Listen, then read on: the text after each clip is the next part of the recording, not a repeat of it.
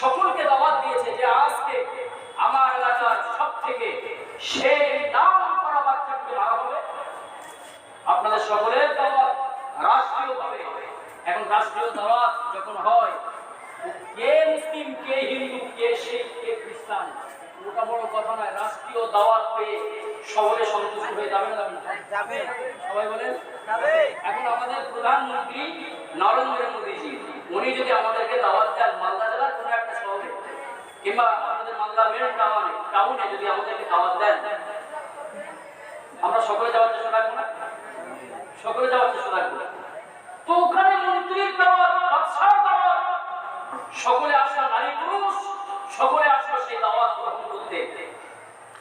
বাচ্চা তখন বলে দিল, আপনি এই তীরটা নিক্ষেপ করবেন, আর নিক্ষেপ করার সময় বাচ্চার জন্য আজকে শিখিয়ে দিলেন, যখন আপনি আমার বক্ষকে কিংবা আমার মাথাকে কিংবা আমার পিঠ বুক যাই হোক যেখানে আপনি তীরটা ছুড়বেন, শুধু আপনি এই কথাটা একবার বলবেন, বিসমিল্লাহি রাব্বিল গুলাম।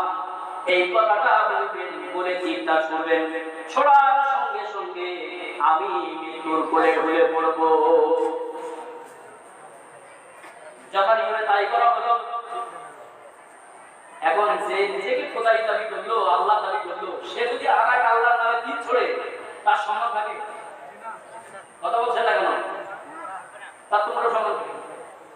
এখন ওই যে খোদা, ওই যে তৈরি করা মন মস্তিষ্ক অনুযায়ী যাকে রব হিসাবে মেনে নিয়েছে, সে যখন তীর ছুটছে বলছে বিসমিল্লাহি রাব্বিল গুলাম, এই কথা যখন বলেছে, বাচ্চাটি মারা গেল ঠিকই, কিন্তু বাচ্চা মারা যাওয়ার সঙ্গে সঙ্গে উপস্থিত দর্শক মন্ডলী হিসেবে যারা ছিলেন, তারা তখন বলছে, আজকে থেকে বাচ্চা জুন মাসের উপর থেকে ঈমান প্রত্যাহার করলাম।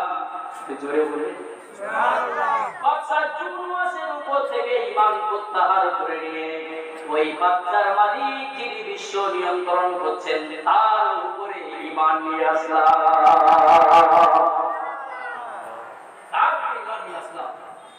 মন্ত্রীরা বলছে, স্যার কাজ এবার হয়েছে তো। কি কাজ বাবা?